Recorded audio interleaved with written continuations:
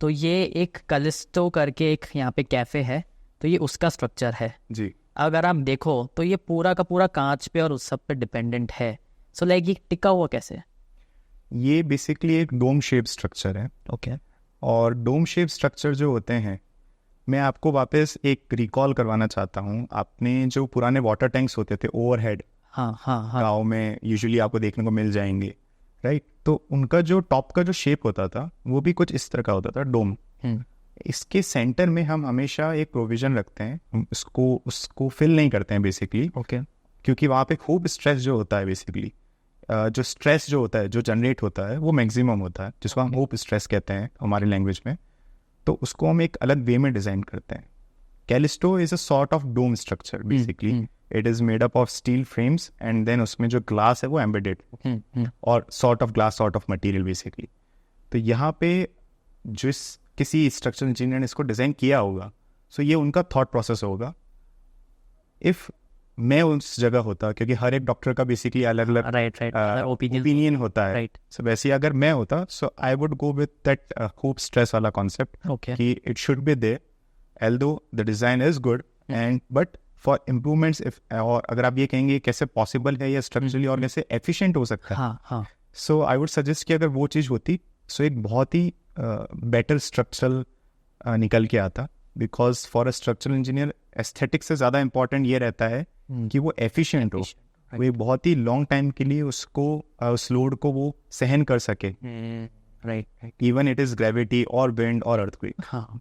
अगर जैसे कि आपने यहाँ पे बात करी ग्रेविटी, विंड और अर्थक्वेक की, तो ये तो चलो ग्राउंड पर है तो विंड का और आसपास का कुछ इसमें फ़र्क नहीं पड़ता है। अगर यही चीज़ कुछ हाइट पर होती तो आप बताओ इसमें क्या क्या चेंजेस मतलब करने चाहिए? आप कोई भी ऐसे बिल्डिंग का एग्जांपल ले लो जो कि हाई राइज है, उसके आसपास कोई ऐसी चीज़ नहीं है जो कि विंड को ऑब्स्ट्रक्ट कर रही हो। तो ऑब्वियसली विंड लोड बहुत मैटर करता है। अभी रिसेंटली आप देखेंगे मुंबई में पूरा एक शेड था जो कि एक गिर गया। गिर गया था, राइट। उसका रीज़न आया था इनिशियली कि wind, heavy wind. Heavy winds के। बट बाद में जब उसमें इंक्वायरी हुई तो पता चला कि वो उस वे से डिज़ाइन ही नहीं था।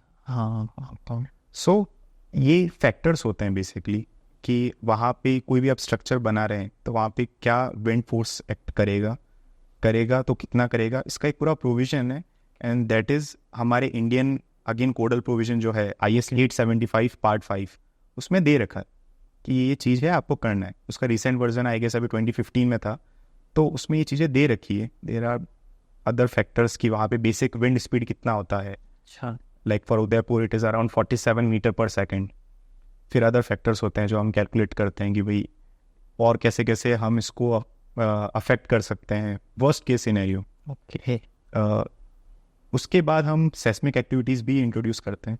अगर हम विंड लोड अगर ले रहे हैं तो हम सेस्मिक लोड हम कंसिडर नहीं करेंगे। अच्छा, ये होता है। सो डेड लोड और लाइव लोड जो होता है वो तो हमेशा रहता ही है हमारे डिज़ाइन में। वो क्या होता है? डेड लोड बेसिकली जो स्ट्रक्चर है उसका खुद का वजन जो है, जो लोड है, जो खुद का सेल्फ वेट है, वो कितना है। और एक होता है सुपर डेड लोड।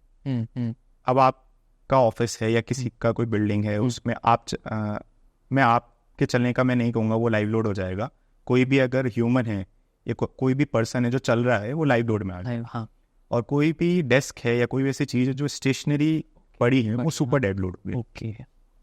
तो ये चीज़ें तो आपने जो टॉपिक का जो डिस्क्राइब किया था कि ये जो हाई राइज जो बिल्डिंग्स होती है या फिर जैसा ये मुंबई वाला जो एग्जांपल है, ये सब उसी के ऊपर है कि we need to consider these loads in our design. Burj Khalifa जो है वहाँ पे भी same sort of things use हुई है, क्योंकि वो it's an engineering marvel basically. Right. एक इतनी हाइट पे जाने के बाद किसी भी तरह का कोई भी ऑब्स्ट्रक्शन नहीं है। तो वहाँ पे तो आपके पास 0.0001% चांस है किसी भी तरह के एरर का। क्योंकि वहाँ पे टेम्परेचर का इशू आपको रहेगा, वहाँ पे आप जो ग्लास यूज़ कर रहे हैं उससे एक अलग आपको इम्पैक्ट देखने को मिलेगा। वो सारी चीज़ें आपको कंसिडर करनी पड़ेगी। So wind is important, very important.